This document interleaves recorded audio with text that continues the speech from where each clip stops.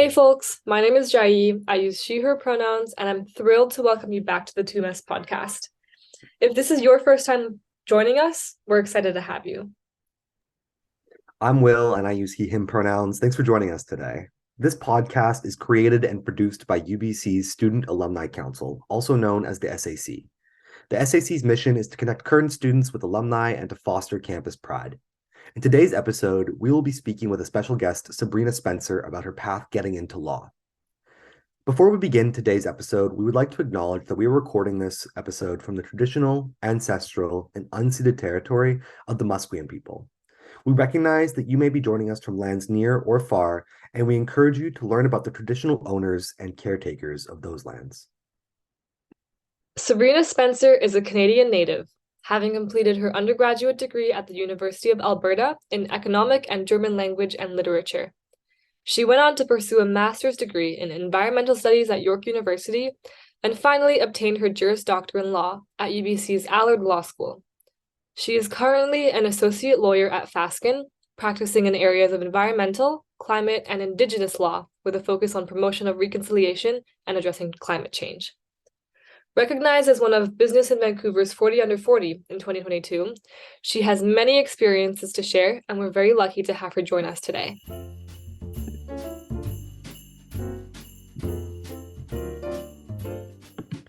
Awesome. Sabrina, thank you so much for joining us today. Do you want to start off with a brief introduction for yourself?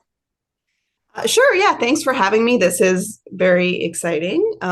So I'm Sabrina Spencer. I'm currently an associate lawyer at Fasken, focusing on climate change, Indigenous reconciliation, and environmental law. I came to law as a second career. So I was previously in commercial banking, focusing on renewable energy, green buildings, before moving into corporate sustainability and then moving back into school, which became law school. So jaggedy path, but it's sort of all starting to make sense. Oh, and you Totally. asked for a fun fact. My fun fact is I genuinely love the dentist. That tooth scrapey thing is one of my favorites. I voluntarily go to the dentist extra times every year because I love it. I call it the tooth spa. That is absolutely wild. One of the craziest fun facts I've ever heard in my life. Okay, wow. What a way to start off today. Thanks for that. Thanks for the introduction, Sabrina. And also that fun fact is going to leave me thinking for a long time still. Every time you go to the But let's get dentist now, you're going to like it a little bit more because you're going to be like, yeah, it's actually not that bad. Honestly, I need that because I need to go to the dentist. Okay, without that, let's get a little bit into the questions themselves. We'll start off with a little bit of a couple questions about the path you've taken to get into law. Your undergraduate degree isn't really tied with law as closely as what people might think you need to study. So I was wondering if you could give a little bit of background on what you did study. You don't need to tell us too much about it, but also wondering like what it was like and what drove you to pursue that specific degree for your undergrad. Sure. So I think the best piece of advice I got when I was sort of in that horrible point in grade 12 and you're trying to decide the rest of your life was one of my teachers said, your first degree is kind of like the high school diploma from his generation. So his advice was just find what you want to study and just enjoy it because you won't be done school after the 4 years. So when I started at U of A, I am not a science numbers person, so I always knew I would be in the arts world. I'd studied German in high school and I wanted to do an exchange, so that's kind of how I got the German language part. And economics, I took all of the first year classes that you take, and that was just the one that really resonated with me. And I spent a lot of time doing international development economics when I was at U of A. And honestly, looking back, it was kind of a good grounding. As much as you love or hate the economic system we live our lives in, it's been really useful to have a background in that. Absolutely, really useful knowledge. Totally. And I would also just say that comment around, what people should study before they go into law school, I would throw that completely out the window. I don't think there's anything that someone needs to focus on to get into law school. I know people who have undergrads in everything from the things you would expect to opera, pottery, medical sciences. Like, honestly, getting into law school right or wrong, it's your GPA and your LSAT. So take something you enjoy, you'll get better grades, and it'll give you a more interesting background when you get into law.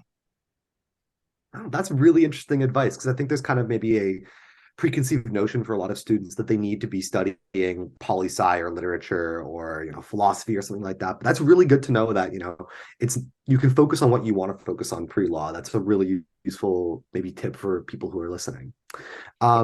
We also noticed that between your undergraduate and master's degrees, you took a little bit of a break. What did you do during that time, and did it impact your decision to pursue a master's, whatever you were doing during that time? Yeah, so that was when I had my sort of interlude in banking. So I got a job in banking actually while I was still finishing my undergrad. I never thought I would work in banking, but when I started looking at what I wanted to do after my undergrad, banking offered the most vacation time. So 4 weeks vacation sounded like a great reason to take a job. So I started in Edmonton and then moved out to Vancouver a couple of years later. And that's really where I started focusing on renewable energy lending and green building financing. And then staying within the bank, I moved into corporate sustainability, which it was more years ago than I'd care to admit. But at that point, sustainability was really, really in its infancy. So there weren't a lot of jobs in Canada. In fact, I was the only corporate sustainability employee in the Canadian bank. So I was de facto head of corporate sustainability for an international bank in Canada. Wow. And, I was a late 20-something go-getter who had kind of reached the pinnacle of what I could do with the bank in Canada. So I had an amazing manager at the time who said, well, let's put you on a leave and go do your master's. So I moved to Toronto and did a master's in environmental studies, fully intending to go back to the bank.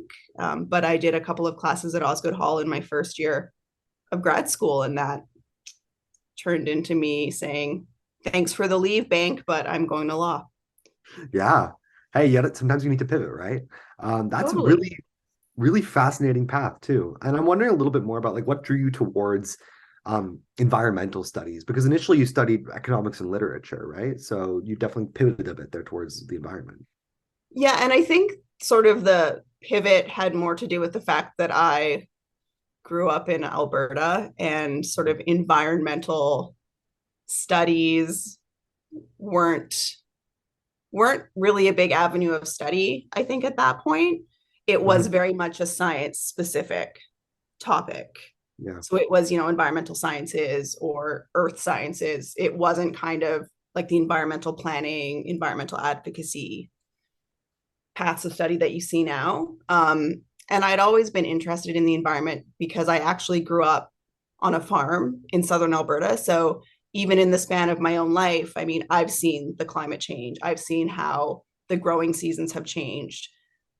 So I always was trying to figure out how to have a quote unquote real job and work in the environmental sphere. And yeah, it took me kind of a few degrees and a few different tries to figure out what that looks like.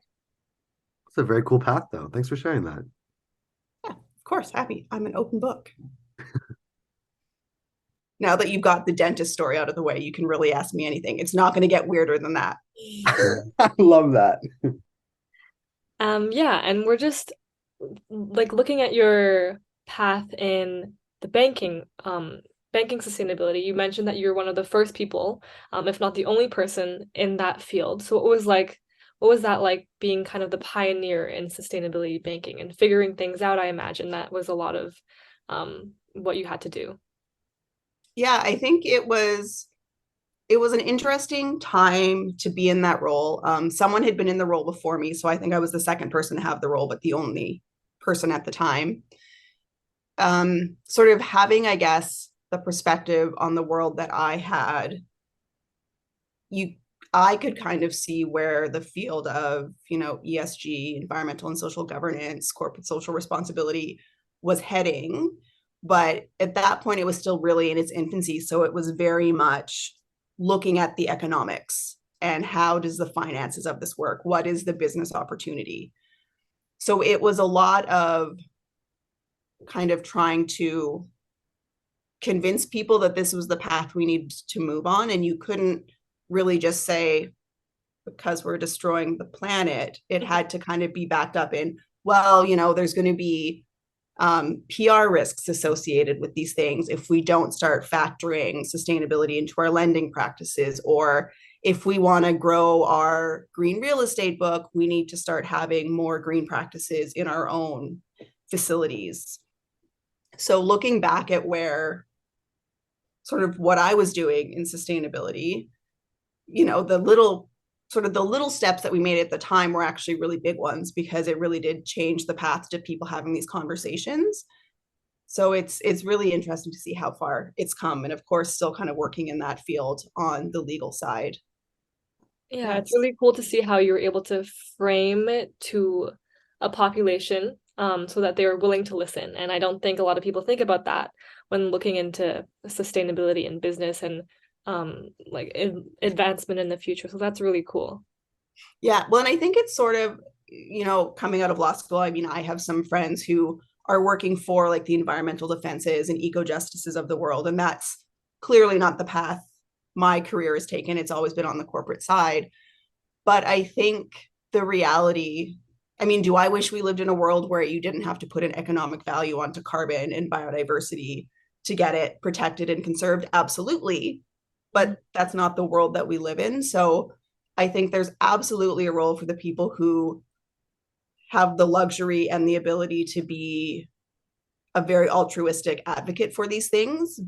But I do think if you actually want to make progress, there is something to be said for knowing how to work within the system. And sometimes that does mean you have to be a bit of a squeaky wheel, and you have to be prepared to sometimes use very frank language, we'll say, to keep it PG, to sort of show people what needs to be done. But in that field, you can, I think, create a lot of change. Mm-hmm. Awesome. And then I guess going back to pursuing law school, you mentioned that you took a couple of courses at Osgoode during your first year of your master's. So before that, was law ever on your mind? Was there like a very specific course or prof that made you kind of switch there? I think if you had talked to me in my undergrad, I would have said that I wanted to be a human rights lawyer, but I was painfully shy, to the point where the thought of having to not even go to court, but, stand up in front of a law class and ask a difficult question was just terrifying. So I'm not sure what happened between then and now, because I'm certainly not shy and not afraid to say whatever needs to be said. But it just wasn't my time to go to law school. So again, looking back, sort of the zigzag path, it makes sense. Mm-hmm. Yeah, I guess the time working in banking, that definitely you have to grow some backbone in order to, I feel, make advancements and make a place in the workplace. Well, I think kind of once, for me anyways, once I figured out the path that I wanted to take, what that looked like, it was easier to assert myself and to put myself out there a little bit more, because I had a reason for doing so, and I wanted to move myself forward. That's awesome. Cool. I've got a couple questions about particularly what it was like to apply to law school, and then what the process of being in law school was like. Because I think a lot of the people listening to this podcast are probably current students who are maybe considering a path in law. And so I think the first question to start off with was, what was the application process like when you applied? Obviously being conscious of the fact that application processes change, every year, and it could very well be quite different now. But just out of curiosity, what was that like for you, and what kind of steps were involved? So when I applied, I obviously applied to UBC. That's where I went. But the rest of the schools I applied were in Ontario. So they had a centralized system. So the LSAT was definitely sort of the most time-consuming element of the application process, because I think law schools have gotten more holistic now, but when I applied, it was very much GPA and LSAT driven. For anyone who's written the LSAT and hasn't done well, I can confidently say that it is in no way a reflection of how you will do in law school or as a lawyer. It is just one of those hurdles you have to do to get to law school. Yeah. The actual applications, for the most part, were quite easy. I think there was a couple of schools that you had to write sort of personal statements for, but for the most part, it was just filling out forms and sending in your application Mhm. fees. So, I mean, I think it's good that that process, from my understanding, is starting to change. Yeah. Um, because again, like looking back at law school, most of my friend group didn't go directly to law school. So we actually had a story to tell. And I think in addition to my piece of advice, like don't go into your undergrad saying you have to study X to be a lawyer, I also really recommend that people take a year or two off before law school. Because again, law school, one, forever alters the way that you look at the world, which is something they don't really tell you. But Yeah. also, learning the law is just part of what it is to be a lawyer. We have to function again within the context of the world. So, having some life experience so that you can add that context into your legal advice, I think is really valuable. And also, law school is, I mean, I absolutely loved it, but it's not easy. It's a really hard slog. So I Mhm. think taking a year or two to kind of think about it and figure out what you want in a work sort of lifestyle is really important. That is some really interesting advice. I'm curious to know because you kind of you said that taking a year or two off can be really beneficial for a lot of people maybe going into law school because it is going to demand a lot of time. And you like I think what you're getting at maybe is that also, or what I'm hearing is that it's very difficult, so you should be 100% sure that it's what you want. um I'm wondering, like, when you started law school, were you 100% sure that then after taking that year or two, that time in between, like, this is what you wanted? Oh yeah, no, when I started law school, I was definitely an anomaly, as in I started and I knew I wanted to do environmental and Aboriginal law. So in some ways, when students come to me and they ask what they should take in law school, unless you want to follow that path, I didn't take any classes that would be of interest to you after first year.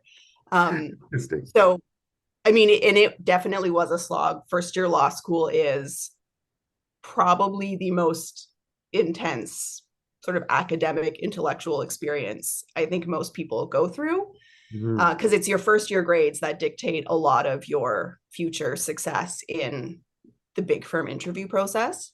Mm. Um, but I mean, even I think everyone has a struggle in law school. I knew the type of law I wanted to do, but my big struggle was stay in Vancouver or go back to Toronto. Mhm. For other people who don't know what they want to practice, it's figuring that out. But Yeah. again, I think the lesson now that I'm a few years out is just just try and enjoy it and just take it as an experience. If you come out and you've decided, oh, I want to be a labor and employment lawyer, and a year or two later you want to change gears, you can. Mhm. So it's not easy to not put a lot of pressure on yourself in law school to get it right, Yeah. but there really is no right path. You just got to be sure that you want it, because You're gonna have to work it for it. is a tough slog, but it's Mhm. also a lot of fun. Absolutely. I think that's probably obviously law school to a more intense degree, but university at the end of the day as well is always going to be a tough slog. So you got to be sure you want it. To zero in a little bit more on like the difficulties that you're talking about during law school. What was your like what was the hardest part of law school in your experience in terms of the actual academic process? You mentioned some difficulties in terms of choosing between Vancouver or Toronto. That's more of maybe like a life like not problem, but a life thing to think about. But in terms of the actual practice of being in law school, what was the hardest part of that? I think the first couple of months of law school is probably the hardest, because you don't know anything about the law. It Mhm. isn't, I mean, I read a couple of cases because I had taken those two classes at Osgoode Hall, but I didn't really know how to read a legal case. I didn't know how to identify a legal principle. So you really are learning to look at things in a different way, and also just the intensity. In first year law school, I think you take 5 or 6 classes a semester and literally hundreds of pages of reading a week, and you need to do it before class so that you can participate in the conversation. So it's just a different pace. It's a different atmosphere because you're suddenly surrounded by all of the high achievers and all of the type A students. So it's a lot of challenge, I think, in finding your place in the law school. But in first year, there's the pressure because your grades really matter. But once you're out of first year, the good news is you get to pick your own classes, but none of your exam timelines line up anymore. So I think one year I had 3 exams in 2 days. And in law school, your exams are at least 75, if not 100% of your grade. Yeah. So it's things like that law school is like your undergrad, but to sort of the nth degree. Yeah. Very intense stuff. A lot of admiration for even completing it. And so on a maybe a bit more of a positive note, one more question about the actual process of law school. What's maybe your favorite memory of law school? I think for me, it was probably in second year, I was co-president of a group called the Women's Caucus, which the role of that student organization was to promote female and female identifying students within the community, connecting you with the practicing community. And in that role, every year there's a women in law dinner. So the Women's Caucus plans it. I had a fantastic group of female friends. Most of us are still really close. So it was basically me and my best friends planning this dinner. And I remember the dinner went off really well. We had a fantastic speaker. And then at the end of the night, it was just sort of the executive, so me and my besties in the ballroom. Mm-hmm. And I mean, we were law students. Law school isn't cheap. Vancouver isn't cheap. And there was a bunch of half-drunk bottles of wine on the table. So we just found a cozy spot in the hotel ballroom and wonderful. Made sure nothing was left over. Such an important lesson to never leave anything to waste. Exactly, right? Waste is horrible. Yeah, exactly. But once again, showing that, like, you know, some of the best memories of school in general, whether it be university or law school, are the memories we make with people like along the way and the friends we meet, because those lead to networks and, you know, important connections that we have in communities. And so I think that that memory honestly rings really true for a lot of people, even studying university now, whether it's their undergrad or their master's or their third or fourth degree, maybe. It's very totally true. Totally. There were also many, you know, because the law school is open 24 hours a day during exam season. So there were some times where, you know, we would do green juice runs at like midnight or 1 a.m. or go to Whole Foods and just buy whole pies 5 minutes before the store closed. Like, you just do what you got to do. Mm-hmm. It's a very unique experience being in school. It really is. It really is. And I know when you're in it, people are like, oh, you're going to look back on school and you're going to love it. Yeah. I'm sad to say I'm at the age where I can confirm that is true. You know what? I'm glad that I'll have that memory to look back on, though, whether it be undergrad or law school. It's nice to be able to look back on it. Thanks for sharing your experiences there. I know that people listening will definitely be able to relate and have something to look forward to, even if it's a tough time, looking forward to those times with friends.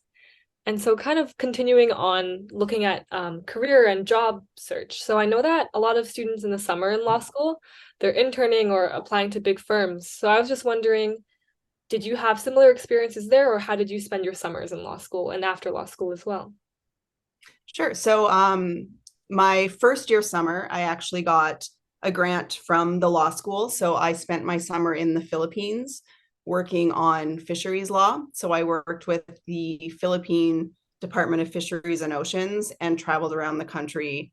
It was after Typhoon Haiyan, which had wiped out a lot of the rural communities. So I traveled around to remote parts of the Philippines and helped local fisherfolk communities set up marine protected areas, which, I mean, it was an awesome way to spend a summer.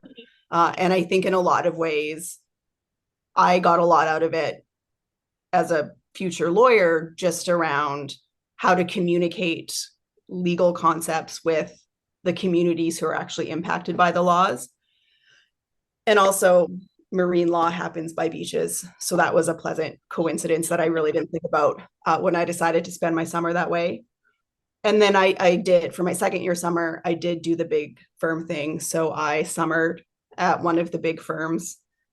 And then once you summer, you generally get hired back for articles.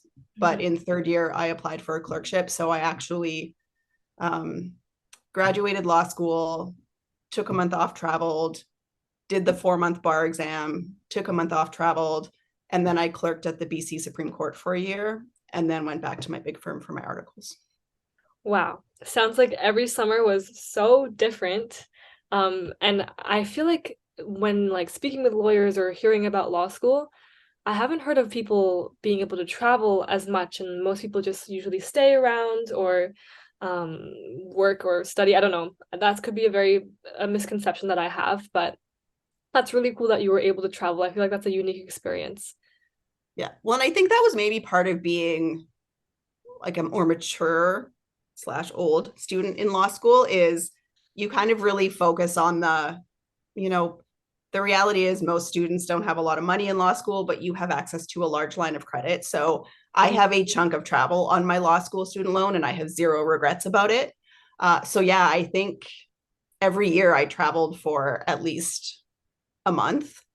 And it was just great because like, when else are you going to do that? Yeah, and also going back to the like ultimate success as a lawyer thing, during interviews, it's great when you can talk about random travel experiences you had. So it's not even a frivolous vacation. You're basically just building up interesting interview material. That's what I told myself every time I got my student loan bill after traveling. I mean, it sounds like it was the right choice, so I'll definitely be keeping that in mind if I ever get told I shouldn't travel. Yeah, no, ignore them and book the ticket, always. Awesome. And so we touched on today, in the beginning of today's episode, that you practice at Fasken, specifically in environmental, climate, and Indigenous law. So can you tell us a little bit more about what that field of law is like? Sure. I think the one word that describes it all is dynamic.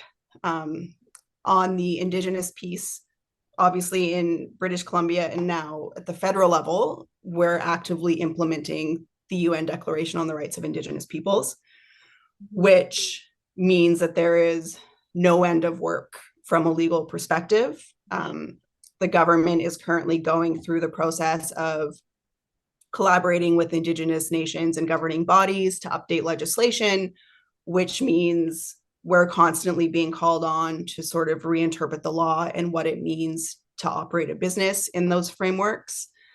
There's also just a lot of interesting things happening, business to business between corporations and Indigenous economic development units and nations. So it's a great area of law from that perspective, because it's sort of like practicing international law within your own country, because every nation has their own laws and their own approach to laws.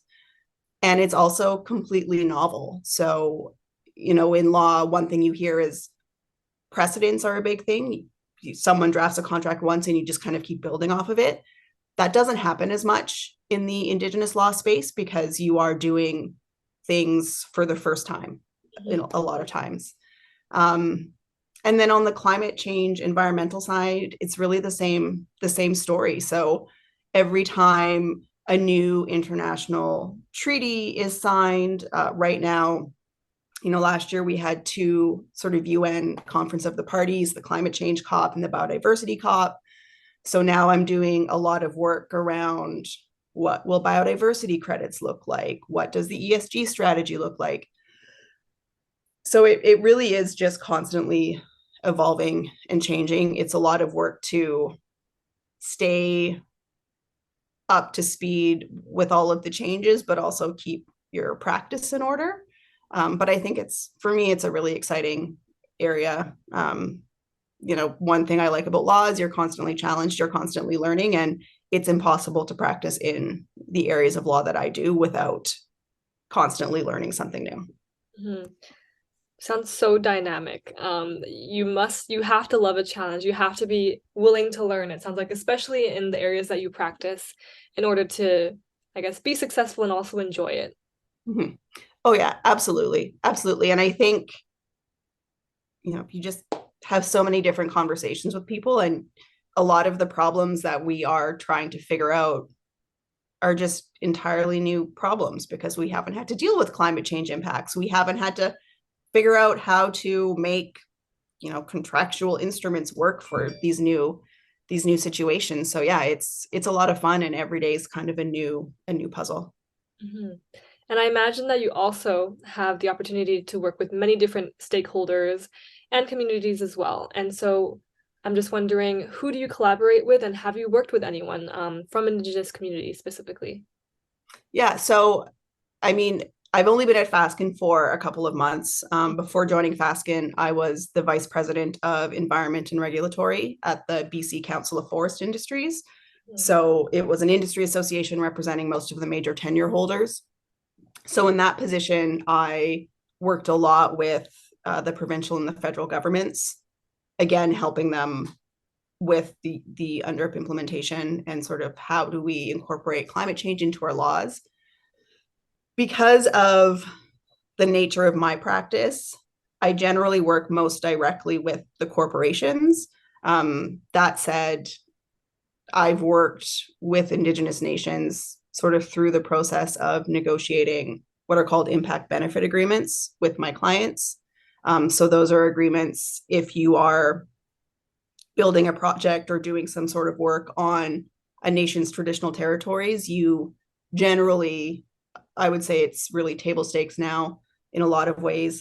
You enter into an IBA to discuss how you're going to work together, sort of how the nation will benefit from the economic activity on their territory. Mm-hmm.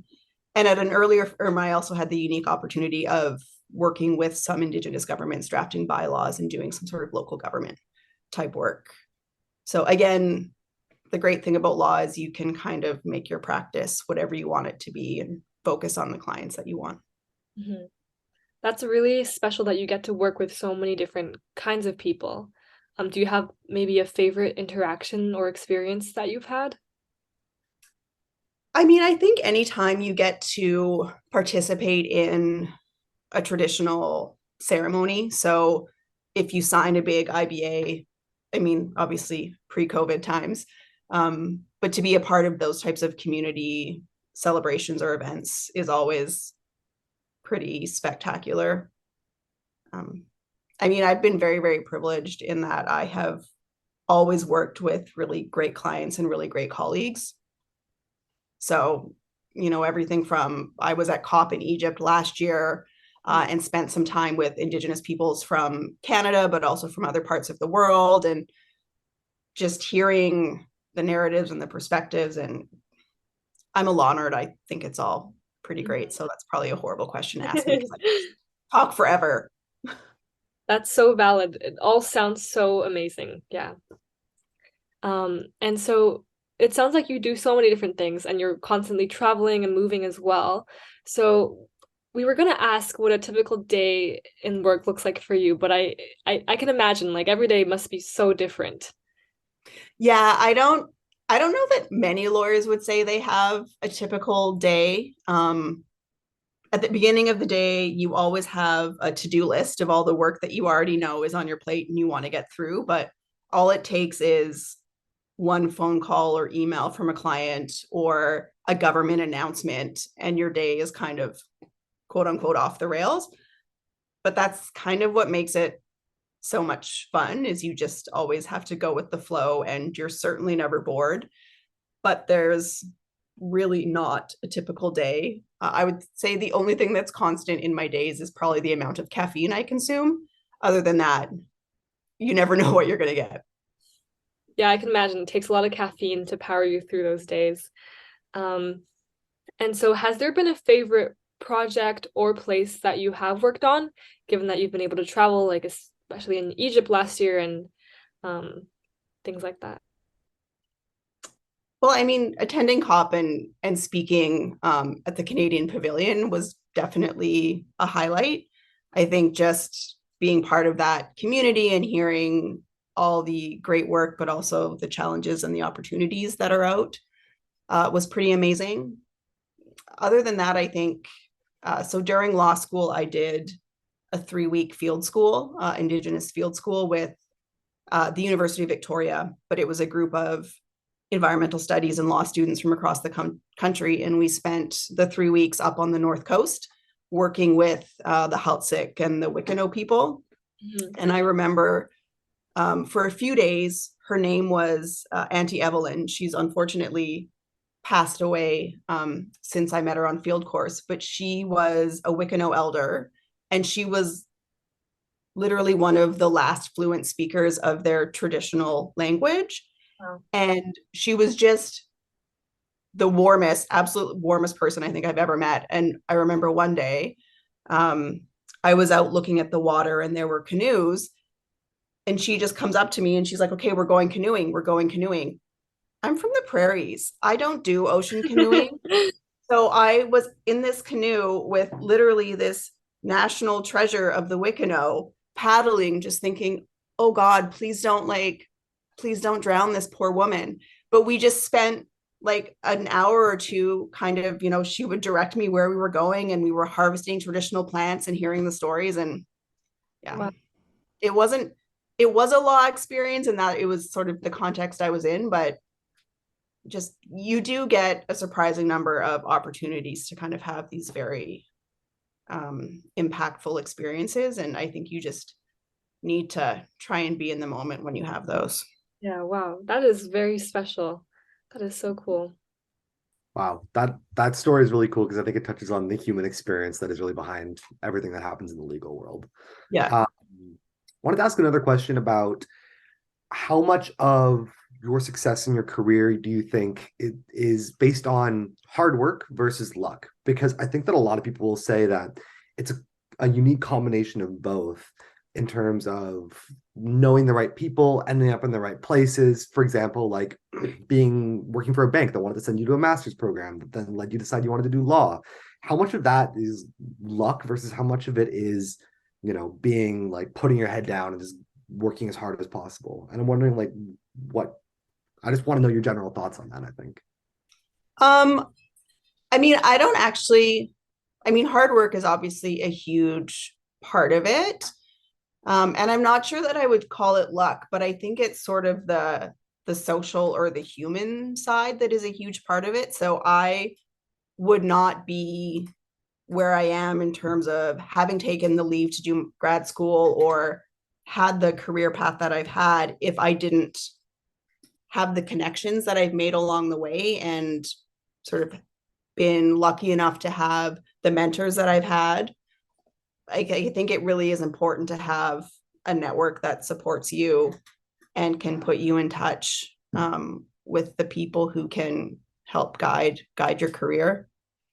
But the human element of sort of that aspect is, I don't think it can be overstated. Yeah, I think that maybe people think that there's luck involved in knowing the right people or meeting the right people, but if you think it's luck, you can construct that type of luck if you want to. You can put yourself in the right position to meet useful connections and meet impactful people.